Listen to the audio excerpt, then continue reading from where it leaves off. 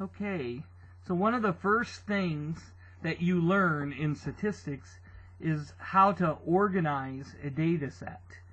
And this is very important because you can't really tell very much about what the data says unless you are able to organize it in some way. And to show you what all this entails and why it's so important, I have this example. I went to the internet and I wanted a really large data set. I thought that would be something that would be interesting. And I found this data set. These are college tuitions from 1993. And that was interesting to me because that was the year that I graduated. So these would have been the college tuitions when I graduated. And so I actually downloaded the data set. It was a Excel file. And you can see here that it ends up being pages and pages of data. Okay? Several pages of data. So when you look at all this data, like this, it does not tell us very much. Okay? We can't really make any decisions based upon the data when it's in this form. This is the raw data. And if you want to draw conclusions about this data, one of the first things you got to do is you got to know how to organize it. Okay? And so what I did here, this is was an Excel file, and I don't know a lot about Excel, but I know a little bit. And so this really only took me a few minutes to do. Is I put some information together.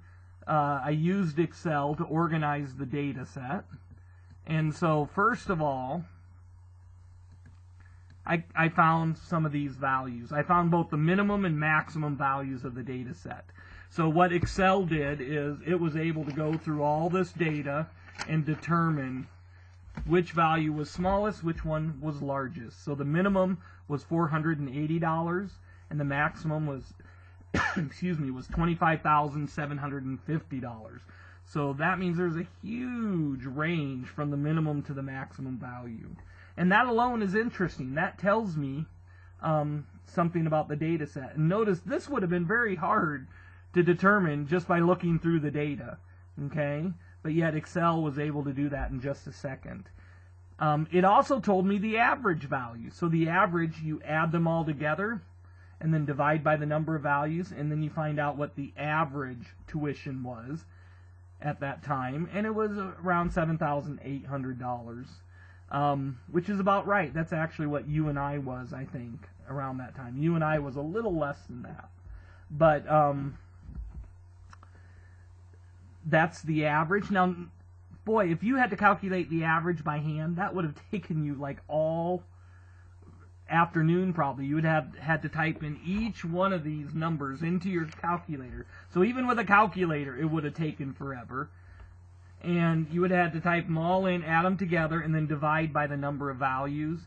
And that would have taken a long time. But again, I told Excel to do it, and it was like a second later, there it was, just boom.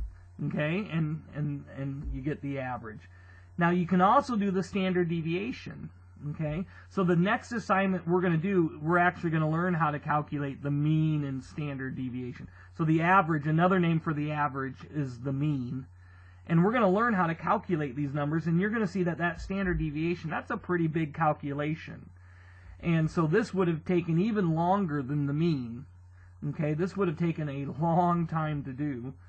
And what's really interesting is with Excel, you can actually see that it takes it a little bit longer to do the standard deviation than it does to do the average. So it's not like this instant value. So for the average, you ask it to do it, and it probably almost immediately brings it up like a regular calculator. But with the standard deviation, it's like zoom. And so you actually have a little delay there, boom, and then it gets it. So it's actually calculating it for those thousands of values. But it can do it, and it doesn't take it very long at all. And so it's very practical. You can take a data set, someone can email it to you, you can open it up, you can have these values in just seconds. And that makes it very, very practical. Okay, and now these are some of the values. The average the mean and the standard deviation are some of the most important values in a data set that you actually use in other formulas to find margins, like the margin of error in an estimate, or a test statistic that allows you to test a hypothesis. These are the numbers that you actually use in those formulas, and so it becomes very practical. If you know how to use those formulas, then it becomes very practical. You can get these numbers right away, plug them in the formulas, and do the statistics. Okay?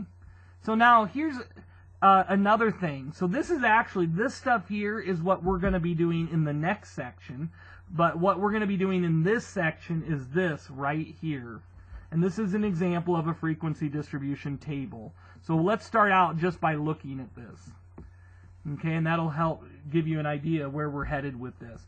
So the idea here is they take that big range that was like from $480 to $25,750, and they divide that range into equal intervals. In this case, the interval is 2,500.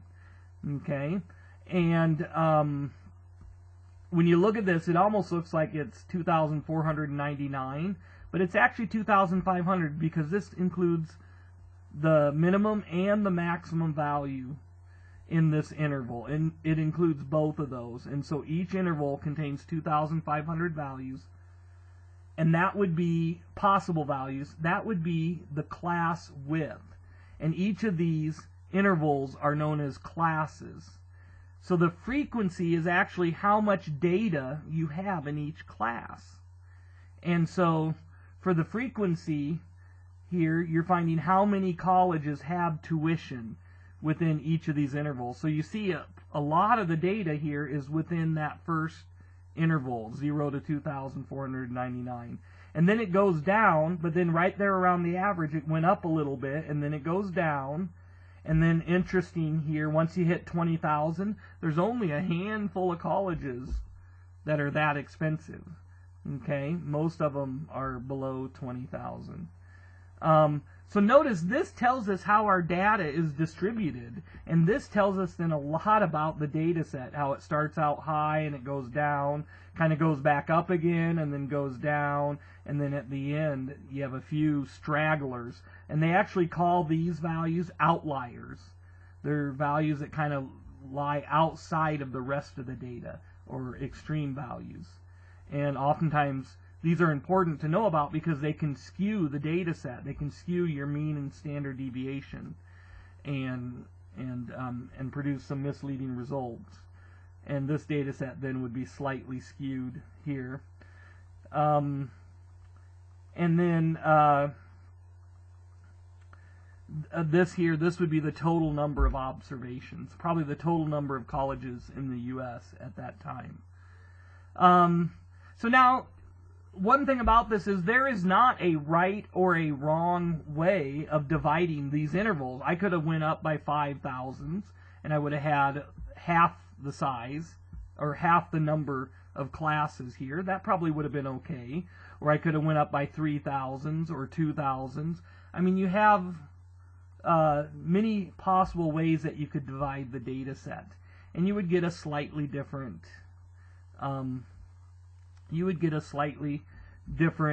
distribution.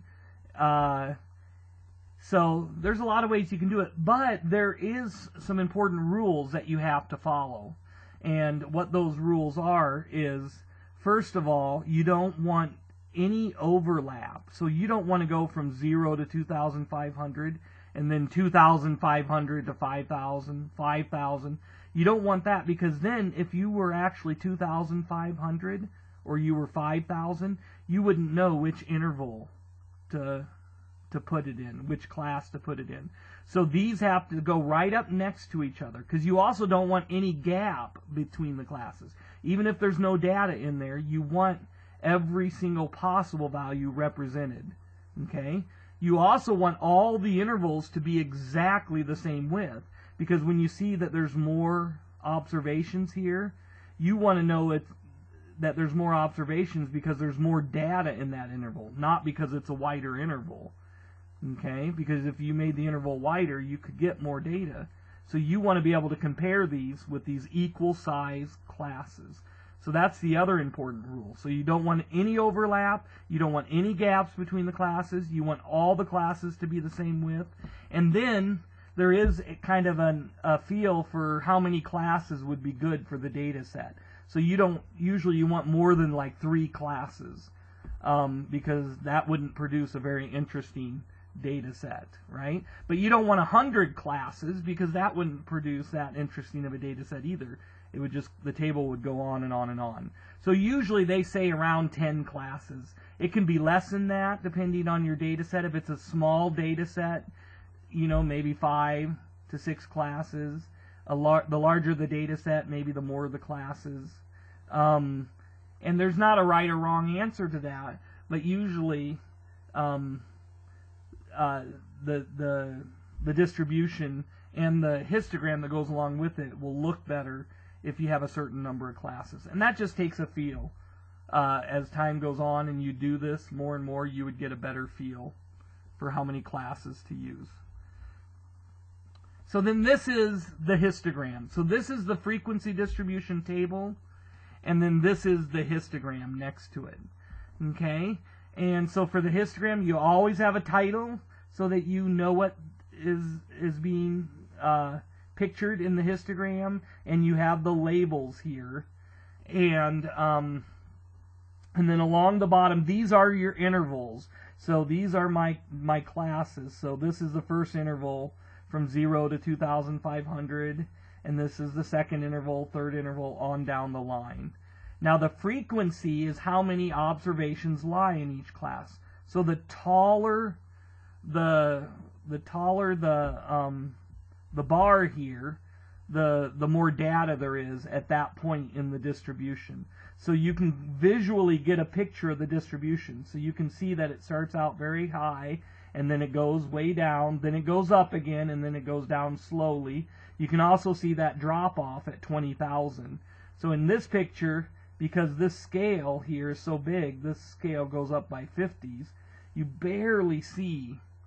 barely see these, because these are only like have a couple values in there. If I zoom in, you can almost just see. That's as much as I can zoom in. There's maybe a slight little fuzz there, but really you almost need the table to know that there is data there. Okay? But that gives you a visual picture of the data, and then our data sets actually have different shapes to them, different possible shapes, and we will talk about that. In this case, this is known as a right-skewed data set because you have outliers on the right that skew the data to the right. Okay? So that gives you an overall of what we're doing, okay? And it also shows you the power of